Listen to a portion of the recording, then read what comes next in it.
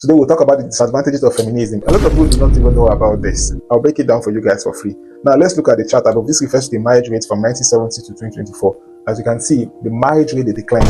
Women are choosing their career, they are choosing their jobs, they are choosing education ahead of marriage. Before, a woman at 18 years, 20 years, they don't talk about marriage. Now they tell you they are not ready for that. They want to go to school, they want to get that job before they settle down. And finally, when they get this job, they do not settle for average. An average woman does not want an average man with an average income as a husband. See how the mass they go. The below average women, the average women, and the above average women, they all chase after the above average men. So now the average men and the below average men are struggling to find a wife. This is because the average women do not want to settle for less. As a result of gender equality, most of them prefer to become single or be a third wife or side chick to those above average men that to settle for less or settle for average as a result of equality. And if you notice, there's high rate of divorce also as a result of gender equality. Let's also move further.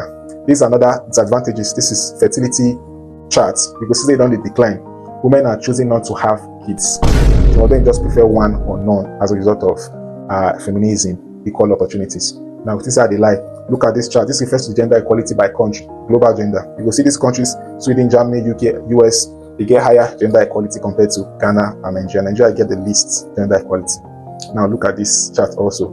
This refers to the birth rates by country. You will see, say, Ghana and Nigeria get the highest birth rates among these countries. This maybe say inflation day those countries. Inflation also day in Africa, day in Nigeria. It's just the thing. Once women become independent, or they choose career or they choose education ahead of marriage, of course, having a child looks like it will limit them. Now, I'm not against that, but I'm just interpreting the data so you guys can see. Now let's look at another disadvantages which has to do with male mental health stress. You can see the traditional structure now they shift. Before, men used to be the sole providers. Now women, they provide. This has brought about mental health for a lot of men because they cannot provide, or they cannot provide enough, or their wife, they earn more than them. This has led some of them into depression, some of them into anxiety, because the only thing that they can do has been taken away from them. And also economic pressure. Now the women are in the labor force. They are competing with men in the for the few employment we do. So this obviously will make a lot of men to be unemployed. So this has brought about pressure and mental instability for some men. So also, studies show, say, older single men report higher unhappiness and loneliness than older single women. So as a result of this gender equality, as marriage don't decline, there's a lot of people, they're very single. Men, they find it difficult to cope. And so now let's look at another one. This one now affects the women. This refers to work-life stress for women.